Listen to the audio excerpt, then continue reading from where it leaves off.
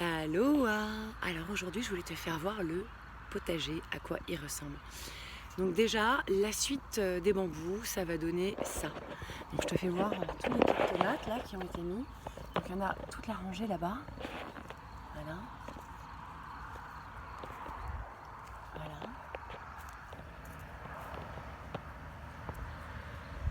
Tiens, il y a un guépard par ici. Donc voilà tous les pieds de tomates qui ont été mis. Il y a plusieurs espèces mélangées. Il y a des chats. Salut la sauterelle. Donc là, il y a des pieds de tomates, il y a de l'aroma, il y a de la cœur de bœuf, il y a de la cerise, il y a de la tomate jaune. Et donc les pieds ne réagissent tous pas pareil. Donc en fait, tout le terrain là que tu vois, parmi toutes les plantes, les fabacées, eh bien, il y a environ plus de 200 pieds de tomates là dans le champ. Et c'est pas fini.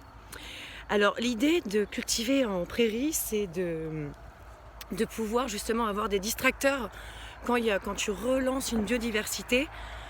Eh bien, tu veux pas qu'ils nécessairement mangent tes basiliques comme ceci, tu vois. Donc après, il faut partager, bien sûr. Donc en fait, le plus tu vas travailler en prairie, le plus bien sûr tu vas avoir des agents pathogènes, alors qu'en fait ce sont juste des insectes et des maladies nécessaires pour équilibrer ton écosystème. Donc ce que tu veux faire, c'est produire un max de distracteurs pour que les prédateurs puissent se centrer sur la plante à manger qui ne sera pas la tienne, celle que tu veux manger.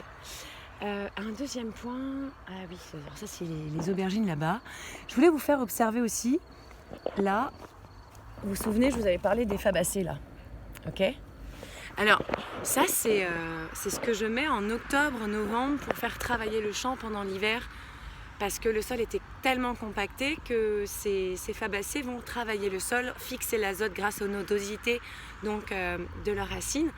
Mais pas que. Ça coûte cher si tu veux. À chaque fois que tu veux mettre pour 3000 m² des engrais verts et tout ça, t'en as pour 200 €, voire 300 € de graines et ça c'est pas possible par an, tu vois.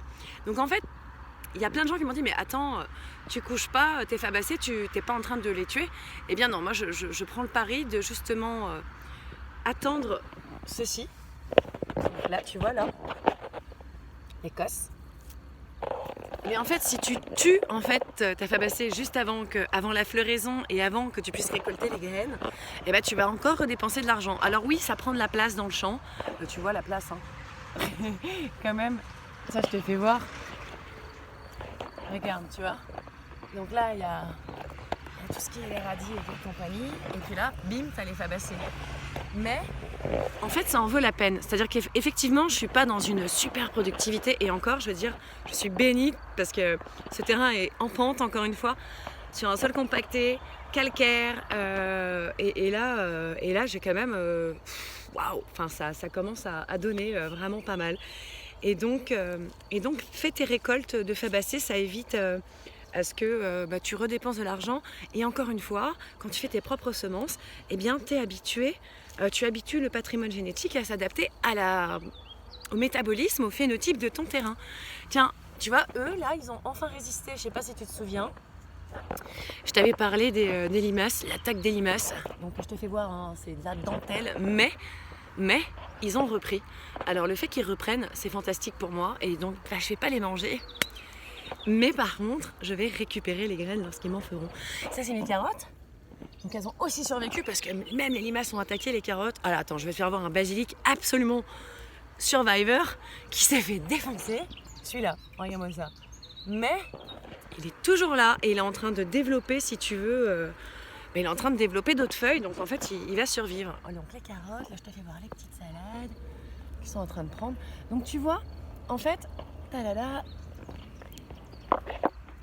Et là, je voudrais te faire voir quelque chose aussi. Je vais te faire voir quelque chose. Regarde-moi cette terre. Tu vois ? Voilà. Donc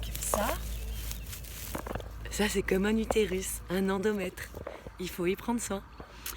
Le dernier brocoli que je voulais te faire voir. Voilà, il a quand même survécu. Donc voilà, si tu veux, ici, il y a tout là-bas, les patates, c'est une solanacée. Alors malheureusement, tout est un peu serré sur le terrain.